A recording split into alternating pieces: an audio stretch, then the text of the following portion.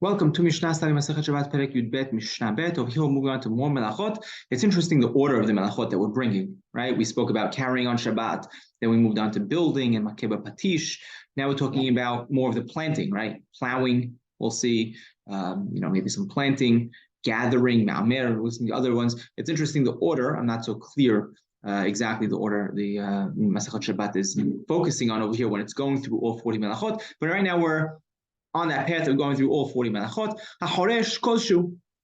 If someone plows any amount that he plows is going to be hayav for. Hamnakesh, right? So Rambam explains this as someone who also he digs at the roots of his plants. Right, plowing is literally plowing through a field. Over here is more of like a digging around the plants. Right, other Mefarshim explain differently. Other Mefarshim explain this as weeding. Right, Menakesh is weeding, which I believe is more modern Hebrew today.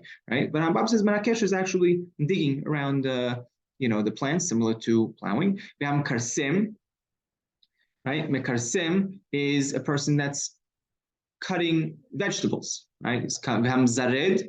Pruning, right? He's pruning the twigs off the trees. Kol shehu hayav. Any amount is going to be hayav. Now, what's he going to be hayav for? Okay, so Horesh and Menakesh, those are both, avot melachot of plowing, right? They're both the same. They're literally plowing. According to Rambam, they would both be considered av melacha. What about the mekarsem, right? The picking the vegetables, or pruning those, cutting the twigs off the trees? What are you going to be? What are you hayav for? The Mishnah says hayav. What are you hayav for?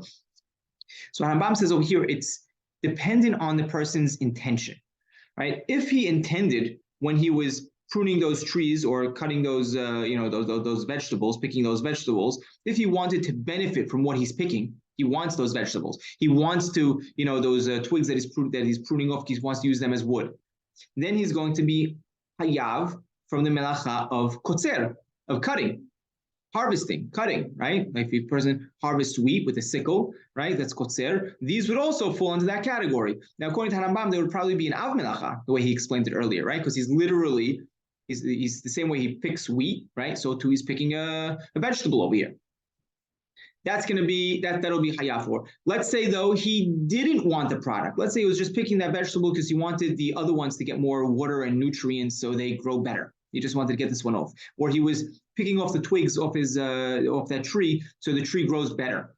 Okay, so in that case, he's going to be hayav yishum zorea. He's going to be hayav like as if he was planting, right? Because over here he's trying to better the other produce, right? So that's similar to planting. Now onto the category of zorea. A person gathers wood in order to fix the ground, right? He wants to clear the ground, so it'll be good for plowing later. He's going to be hayav any amount.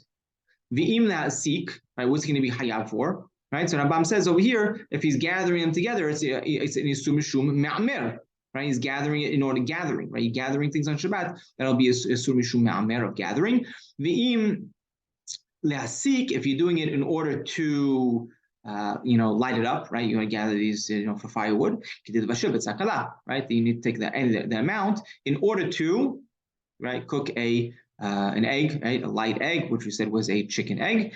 A person gathers grass, the taken koshu, if it's in order to, clear the field, to fix the field, any amount is going to be hayav mishum me'amer, like we said earlier, melacha me'amer.